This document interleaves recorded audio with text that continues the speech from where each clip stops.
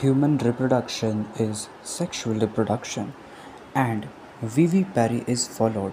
But what is viviparity? जब एक organism अपने यंग वन को डायरेक्ट बर्थ देता है इंस्टेड ऑफ लेइंग एग्स, तब हम उस सिचुएशन को विविपैरी कहते हैं।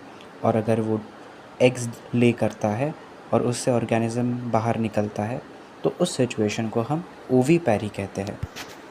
मोस्टली सेक्सुअल रिप्रोडक्शन में ये 3 इवेंट्स ज़रूर होते हैं।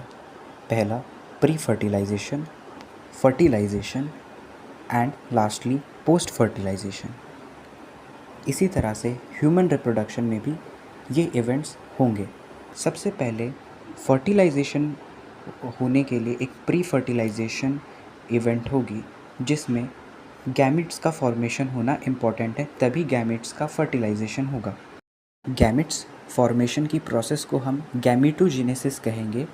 ह्यूमन में मेल गैमेट होगा स्पर्म और फीमेल गैमेट होगा ओवम।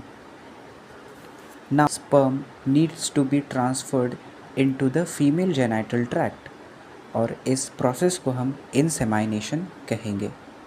और जब ये स्पर्म फीमेल जेनिटल ट्रैक्ट में ट्रांसफ़र हो जाएगा उसके बाद मेल गैमेट और फीमेल गैमेट का फ्यूजन होगा जिसे हम फर्टिलाइजेशन कहेंगे। और ये फर्टिलाइजेशन बाद में लीड करेगा जाइगोट फॉर्मेशन को। जाइगोट एक 2n क्रोमोसोम नंबर सेल होती है, सिंगल सेल होती है, जिसमें बोथ मदर एंड फादर और द बोथ पेरेंट्स का there is genetic information.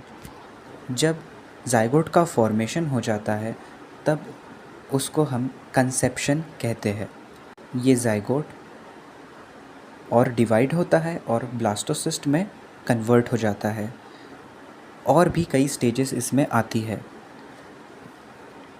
Blastocyst में कन्वर्ट हो जाने के बाद ये यूटेराइन वॉल से जाके अटैच हो जाता है। इसे हम इम्प्लांटेशन कहते हैं और इसी को हम नॉर्मल लैंग्वेज में ये भी कहते हैं that the female has conceived. It is associated with implantation.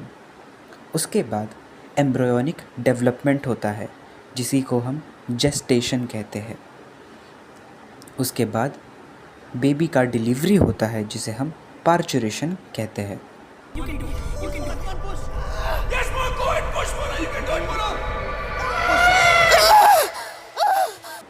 ये कुछ टर्म्स थे जो रिप्रोडक्शन में हमें पता होना चाहिए। कोई बात नहीं।